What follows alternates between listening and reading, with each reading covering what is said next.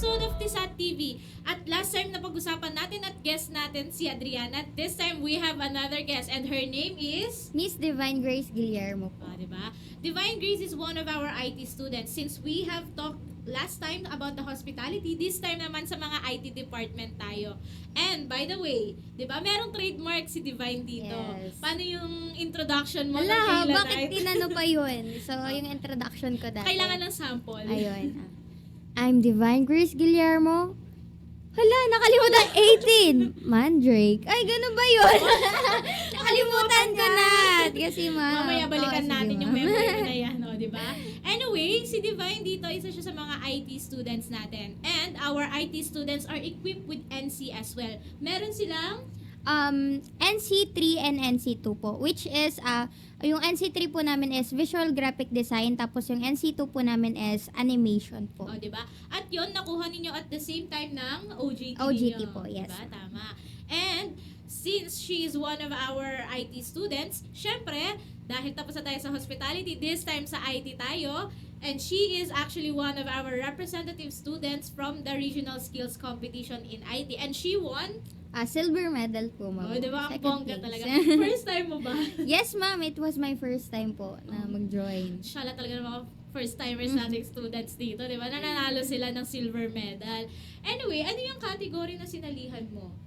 Yung category po na sinalihan ko is web technology po. Ano ginagawa sa web technology? Which is, nakikipag-communicate ka gamit yung computer mo sa isang website using language, different language like HTML, CSS, mga ganun po. Ang bongga, di ba? Sana all naiintindihan yun. Pero ito, question lang, sino ang trainer mo dyan sa category na yan? Yan, ang trainer ko po is si Ma'am Realin, yan, Samson. Siya po ang aking trainer po, ma'am. Ano naman yung best advice na nabigay sa'yo ni Ma'am Realin na habang nagtitraining kayo? Yung pinaka natatandaan ko po na advice po ni Ma'am Realin is yung enjoy mo lang. Kasi nga po, pag hindi mo nga naman talaga in-enjoy, tapos natalo ka, masakit, mabigat. Pero pag in-enjoy mo, tapos nanalo ka pa, edi, diba, mas masaya. Oo nga naman, may point, di ba? At dahil dyan, thank you, Ma'am Realin. Yes. Natandaan po ni Divine yun.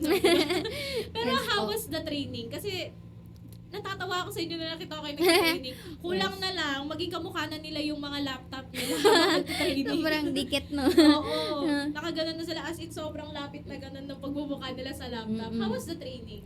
Yung training naman po, okay naman po siya. Kaso nga lang, sobrang nakaka-pressure nga po. Kasi nga, 2 days lang po ang training po namin. Yun lang.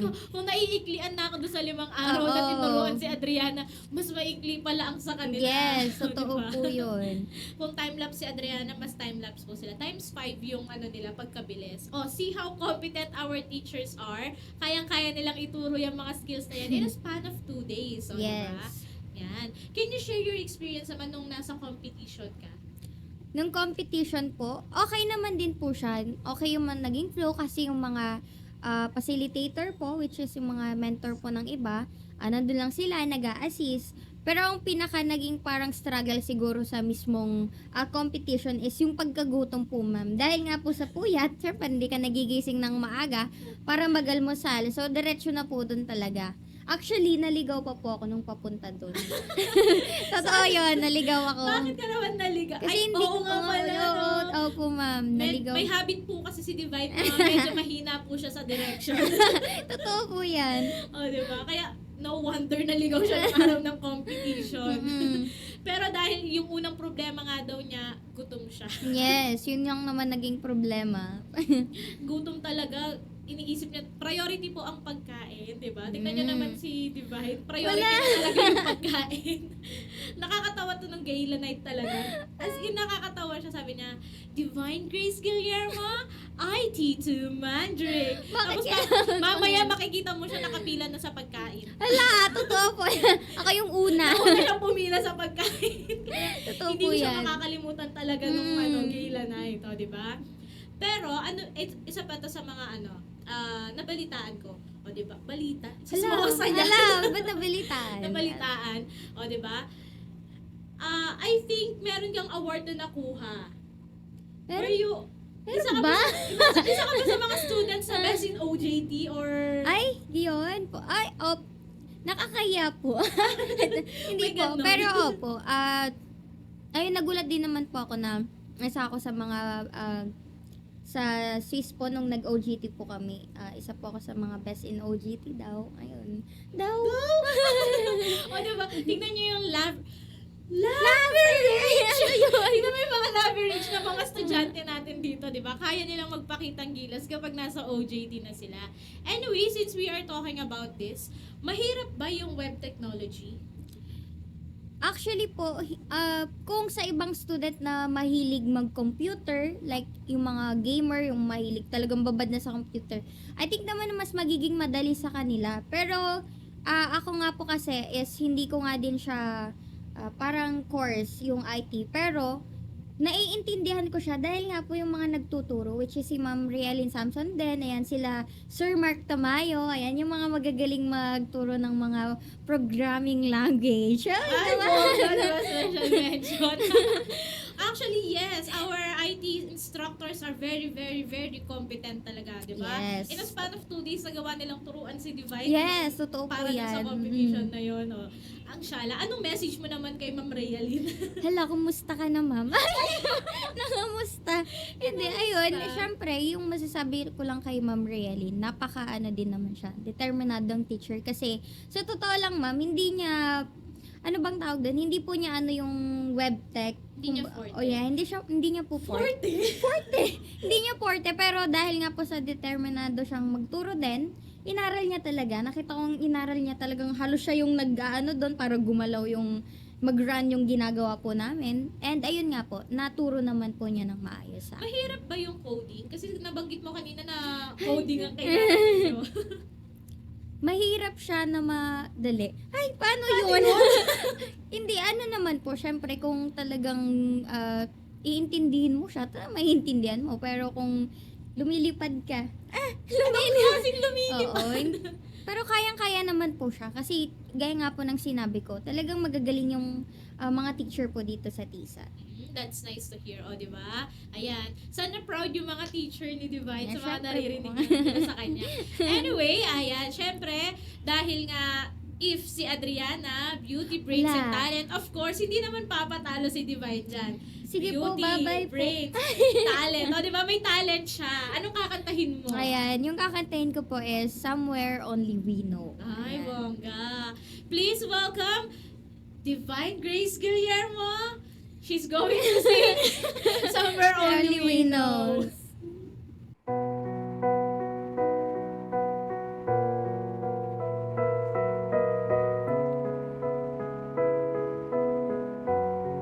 This is TISA TV, akin to.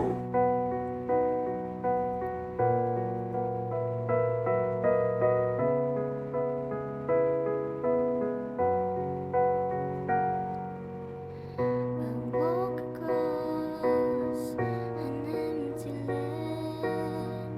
I know the bar in the back of my head. It felt the earth beneath my feet. Said